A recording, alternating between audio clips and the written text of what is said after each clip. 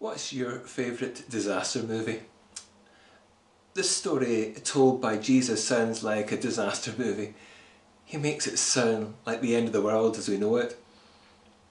If you've ever read the last book in the Bible, Revelation, this passage in Mark sounds just like that. It speaks of the end of the world, and Jesus quotes the Old Testament prophet. It sounds like a multiple eclipse, as if the atmosphere is polluted. There's no light coming through. But it's not just a disaster, it sounds like a big rescue to save God's people. It has echoes of the stories of Moses and God's people being gathered to escape the clutches of the Egyptian Pharaoh. The listeners would be thinking of the gloom and doom and the pending disaster. I wonder what they made of it. They could easily have thought their world had ended with the Roman occupation in their land.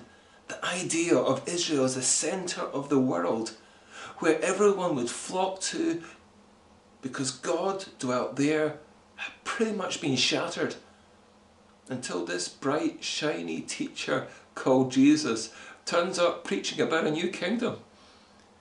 Could it be possible he could turn things around?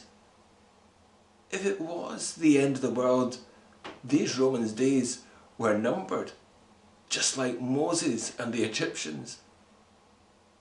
They would be saying to themselves, Jesus, I hear what you're saying and I like it. But was it? Jesus probably senses that his listeners were trying to pin him down when he was saying all these things. But the next two stories in our reading this morning are warnings to avoid that. So he was saying, be alert, don't jump to conclusions. It's holding that tension of living a life lightly or becoming so settled we're complacent and blind to the danger. We hear about that with archaeologists recently even uncovering the remains of two men who died in that volcanic eruption of Mount Vesuvius that destroyed the ancient Roman city of Pompeii over 2,000 years ago. One was probably a rich master and the other a slave. And they suggest that they were trying to take refuge, but the eruption came and it was too late and they were swept away. It buried them in the ash, and they both experienced the same fate.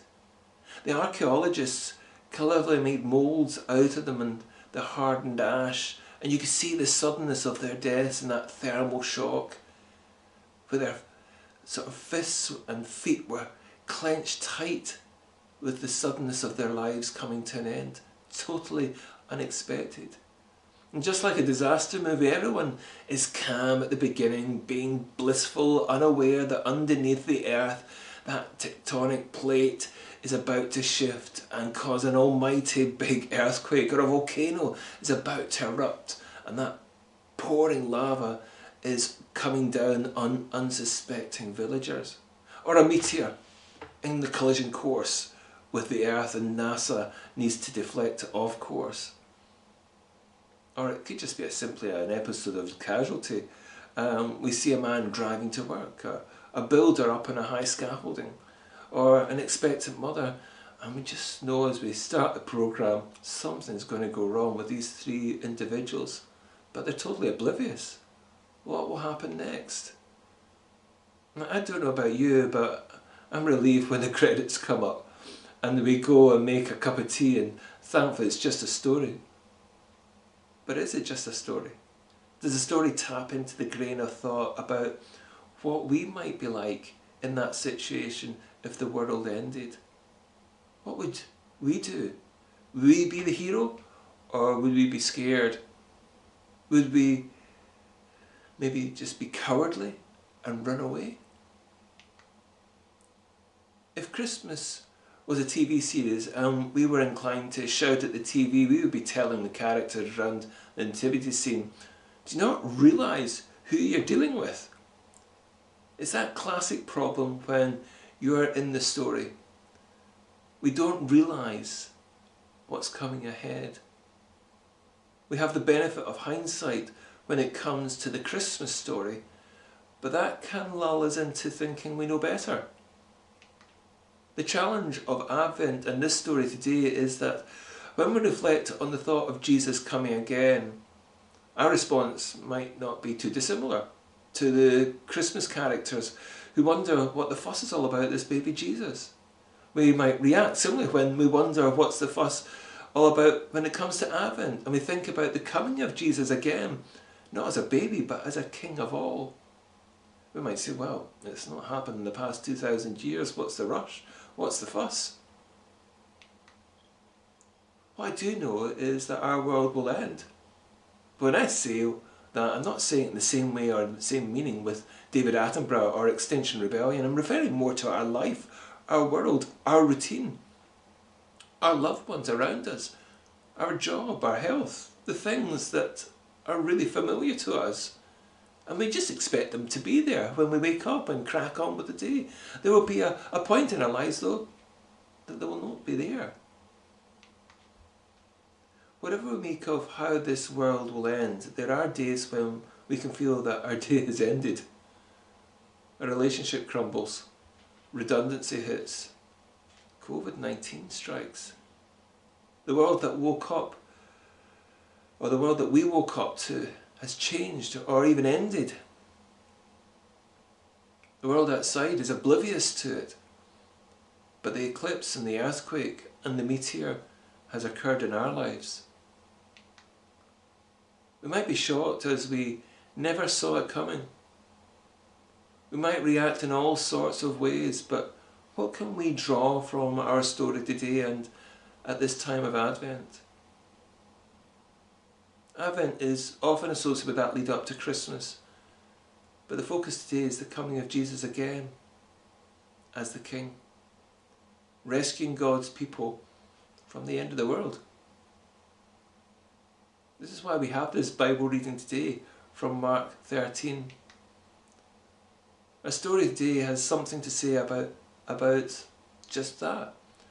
To put it simply, it will happen, but our response is not to be paralysed with fear, nor to be like an ostrich and bury our heads in the sand. It's rather an acceptance that what we have doesn't last forever. What should be our response? Well, the reading said, be on watch, be alert, for you do not know when the time will come.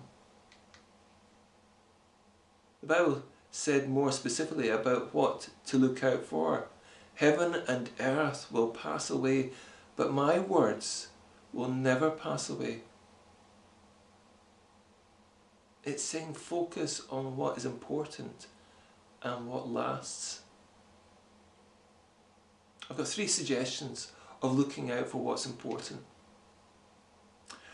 Remain thankful for what we have. See, thankfulness keeps us alert. The flip side of that is don't take what we have for granted. A second suggestion is there's work to be done. Let's crack on with it. Determination keeps you alert. The flip side to that is don't procrastinate. Make a difference today. The last one, pace yourself and enjoy what you do. Joy keeps you alert. The flip side of that is don't grind yourself into the ground and become miserable in the process. The Bible passage finished with one command: watch. Be attentive. Be on the lookout. Have the eyes to see what is important. I was reading this book, The Reluctant Disciple, by a guy called David Wells, and the subtitle is Daring to Believe. He recounts a story of chaos that many a parent would relate to when shopping with children and trying to shop or to manage children, which is probably more like herding cats. And an elderly gentleman in the same aisle looked over and he said, "Don't miss them growing up." Now at the time, David Wells was a bit irritated And it wasn't until the day he was dropping off his son, many years later, at University Digs, that he recalled those words again. And he suddenly realised that those words by that gentleman in the aisle was not an instruction. It was a confession of an opportunity missed. And this is what David Wells says in reflection of that.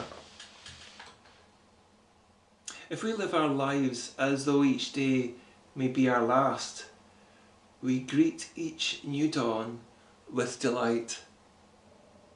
Each day becomes a gift and a chance to get it right.